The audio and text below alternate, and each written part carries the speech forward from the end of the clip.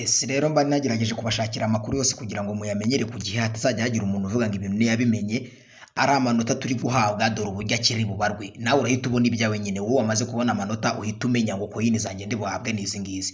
Ni ukuvuga ngo duhereye kuri 90, ni ukuvuga ngo niba ufite amanota ari hejuru ya 90 ubu tuvugana ukaba ubona bagukosoye bakaguhereza amanota ari hejuru ya 90, ku bantu mushoboye gusoma wenda bwe byisomere baraguhereza 30% y'izo ufite. Ubu tuvugana nyine mbere yuko launching urahabwa 30%, genda uzibare urebe izo uri buhabwe. Ubwo ibindi byose nakirwa mbigarukaho, reka mbahereza aka video gatoya.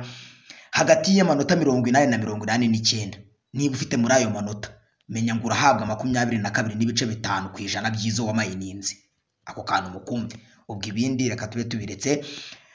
Niba ufite hagati ya 70 na 79 menya ngo urahabwa 15% by'izo wamayininze. Ubwo uhita ukora imibare nawe wirebera izo ufite.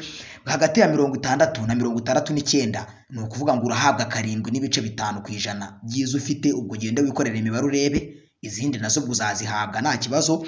Ikindi, umuntu uri munsi y'amanota 60 niba uri bubone kuri coin zawe harakuri ku manota ufite amanota ari munsi ya 60, menya yuko guclaiminga ntabwo uri bubyemerewe wowe. Ni ukuvuga ngo harabaho kuvuga ngo improve score through community task for future eligibility. Ni ukuvuga ngo icyo usabwa uzongera witabira ibindi bikorwa. Nari nawe babwiye muri group abantu baranseka bangira umusazi ngo nari navuze ngo ibitabaho ngo mbeshya, babwira ni bino bintu twagiye dukora bya Avive NFT byo kwihuza na OKX murabyibuka. Babwira ni bino bintu mu kubikora mu gutanga amafaranga cyangwa se mu kubikuza bazabyitaho. Groupe ziragenda zirashya koko ngo ndabeshya ngo mbacaka views.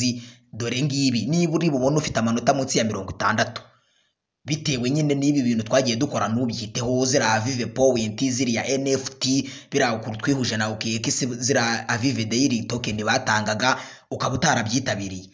Ubwo we ntabwo uri bubikuza umuntu uri munsi y'amanota 60. Icyo usabwa ni ukuzimprovinga nyine. Bashobora kuzatanga ubundi buryo bwo kugenda bazana utu tuntu nyine dutanga amanota, utu NFT ibiki byose ukatwitabira kugira ngo wongere amanota, icyo gihe ukazabasha kubikuza. Ubwo rero nibyo nendaga kugira ngo mbabwire ku bantu mwibazaga ngo barabara bate. Dore nuko nguko ibintu bigiye kubarwa. Mbibutsa ko haragura amasaha rwose, na amasaha ari kubarerwa ku ntoki. Aya ni amakuru baba baritangiye my friend. Dore ngibi nzaya mbabwira ibintu ngiye mfitiye ubuhamya. Dore ngiyi inkuru yabo ngiyi.